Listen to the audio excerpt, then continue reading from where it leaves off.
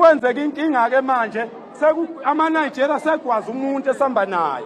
Angiyenyanyisa wena. Nepithi la. Sithi siyabheka emuva nanga umfana wethu uyakhala la. Uqhamuka ugijima uzoma la because ade kugibela ade khulunya phambi kwemoto. Agibele phezu kwemoto. Akhiphe iskipa. Aveze la esegwazwe khona ama-Nigerian emile la. Bathi omunye wabo uthe ewela ama-Nigerian avela amshayisa ngemoto. So oyedwa ushayisa imoto, oyedwa ugwaziwe. Usuke lapha amaphoyisa abize kuthiwa amaphoyisa. Konakele, where just guys we have to go. It's getting bad la. It's getting really bad. Wazani guys, wazani. Kwenzakalani? Neputi bashaya itolo kanje. Abadubuli. Aya sambeni kodwa kusofika amaphoyisa problem.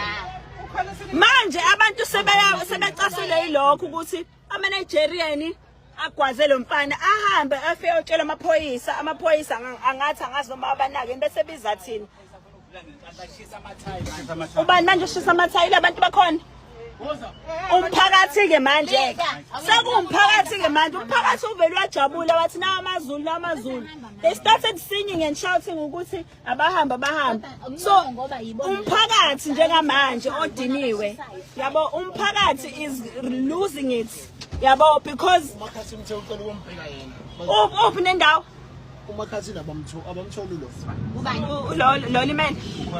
Okay guys, so that is what is happening right now. Ngifuna nibone because I know how intatheli are. Bazovela sekusha as if kubele waqala lapha aqalanga lapha. Uqala ama-Nigerian yabona khona kuyamashwa athi ama-Nigerian wona ngeke azayivala itolo zabo kade bebalindile. Yabo.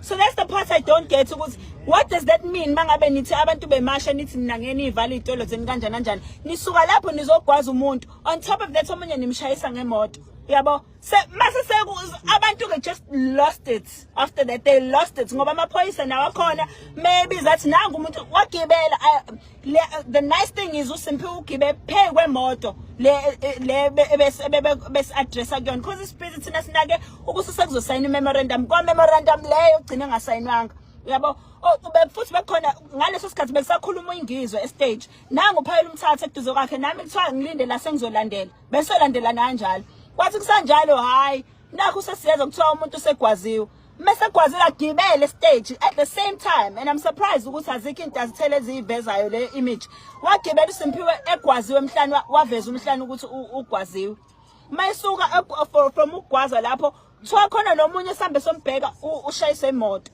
yabo abantu bemba lokho bahlukanele basabalala in pieces bakuthiwa kobheka lo muntu lo ogwazele lokho uzibaleke kanjalo kwiNigerian kwathi sisabaleka hayi ke manje ke umphakathi they can duck for cover. But things have become really ugly and violent here, Gareth. And this is now a worry for those who came and said, as political leaders, we are also here to call for change. It's a peaceful march, a peaceful protest, and we don't want any forms or acts of violence. But it seems not everyone agrees with those sentiments. They are now saying matters have to be taken into their own hands. An incident that was triggered by someone who was stabbed earlier, allegedly by business owners from Ethiopia. We will still try and get clarity on those allegations, but what I can say, the two individuals that we saw bleeding are being rushed to the hospital to receive medical treatment. All right, Ronald Musonda, we're going to stay on your picture for now. Ronald, go ahead and move around as you and our camera team need to. Of course, Ronald and his team need to stay as safe as possible. Ronald trying to move along with the police behind the safety of SAPS at the moment.